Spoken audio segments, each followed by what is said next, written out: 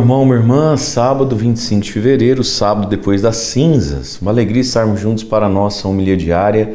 Seja muito bem-vindo, muito bem-vinda você que pela primeira vez nos encontra aqui no nosso canal do YouTube. Deixa joinha, like, comentário, sempre toda vez, tá bom? E vamos então ao evangelho deste sábado. Hoje a igreja proclama o evangelho de São Lucas, capítulo 5, versículos de 27 a 32 e diz assim: Naquele tempo, Jesus viu um cobrador de impostos chamado Levi, sentado na coletoria. Jesus lhe disse: Segue-me. Levi deixou tudo, levantou-se e o seguiu. Depois Levi preparou em casa um grande banquete para Jesus. Estava aí grande número de cobradores de impostos e outras pessoas sentadas à mesa com eles.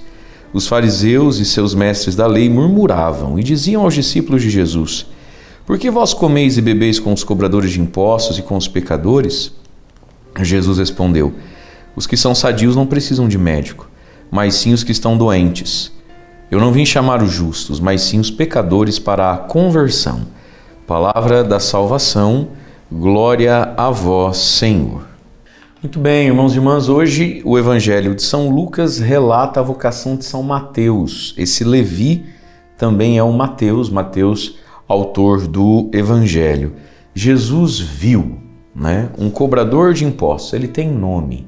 O nome dele é Levi, ou se a gente quiser, Mateus. Ele está sentado ali na coletoria de impostos, ou seja, ele está estacionado no pecado dele. Era naquela coletoria de impostos que ele pecava, que ele extorquia, que ele ganhava dinheiro corrompido, que ele fez mal a muitas pessoas, que ele tirou a paz de muitas pessoas.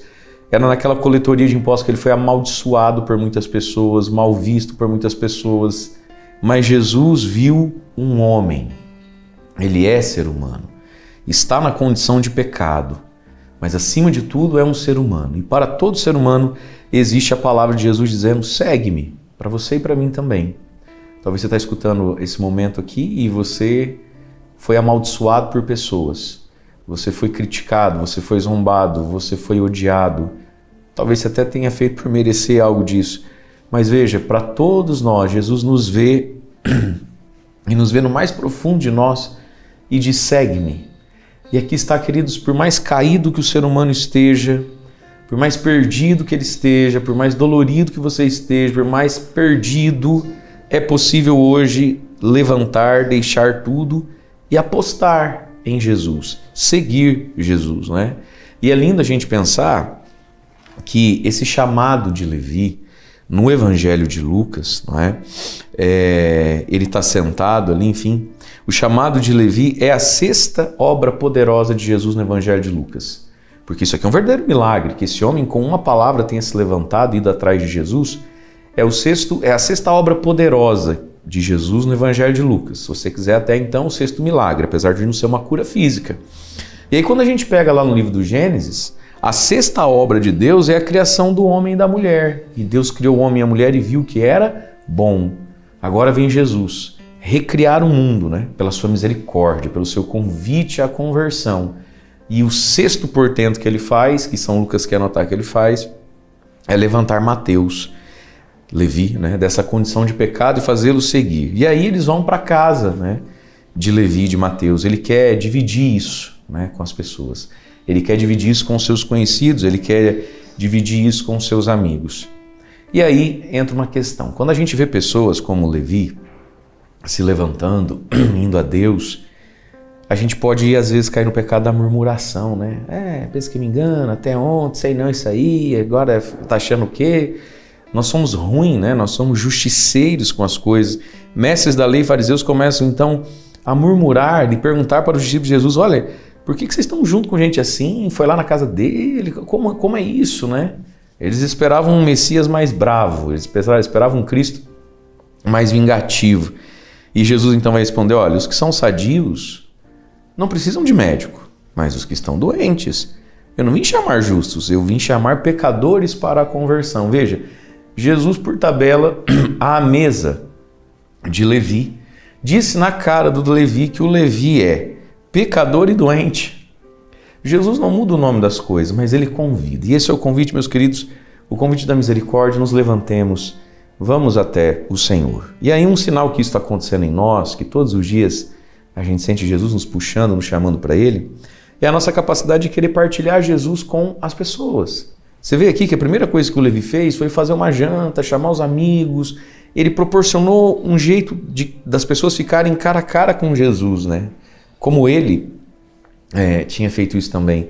Portanto, irmãos, a gente precisa aprender isso. Se a gente não sente vontade de evangelizar, se a gente não intercede, se a gente não patrocina financeiramente, se a gente não reza para que haja esse encontro, né? Se a gente não se envolve com essa possibilidade de que pessoas tenham um ambiente, uma ocasião de se encontrar com Jesus, a gente deveria se perguntar, a gente de fato experimentou Jesus? Quando a gente é tomado por uma passividade que nos faz tacanhos, mesquinhos, que nos faz pessoas repetitivas, sem criatividade.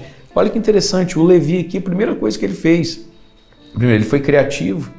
Segundo, ele patrocinou um jantar, né? Percebe? Porque a experiência de Jesus, quem de fato teve, essa pessoa quer dividir isso, né, com o outro. Quer dizer, quem experimentou Jesus quer dividir Jesus, né? Quer promover esse encontro com Cristo. Portanto, queridos, nos levantemos, sejamos misericordiosos e criativos para evangelizar. Deus abençoe você. Em nome do Pai, do Filho e do Espírito Santo. Amém.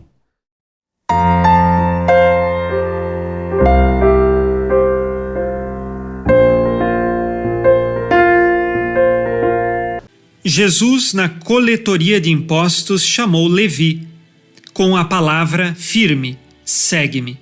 Esta mesma palavra ressoa em nossos corações. Somos convidados a seguir Jesus. E no seguimento de Jesus, quando então participamos em nossas comunidades, nós podemos ser como fariseus. No evangelho de hoje, os fariseus estão murmurando contra Jesus. Por quê? Porque Jesus está com pecadores públicos.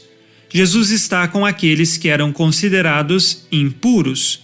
E exatamente Jesus está ali para convertê-los, não para que eles permaneçam na mesma vida, mas para que se arrependam, convertidos agora, mudem de vida. Mas os fariseus não aceitam, estão murmurando. Digo tudo isto porque em nossas comunidades nós podemos começar a reparar e a murmurar sobre a vida das outras pessoas. Quantos que às vezes na missa começam a ficar olhando para a fila de comunhão e julgando se esta ou aquela pessoa deveria ou não estar ali. Lembremos, não cabe a mim o julgamento, cabe apenas a Deus, nosso Senhor, e à consciência da própria pessoa.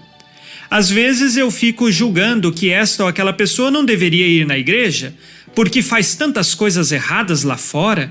Nossa, faz tudo errado e depois vem aqui na missa para mostrar o bonzinho. Quem é você para ficar julgando esta pessoa? Não cabe a nós julgar.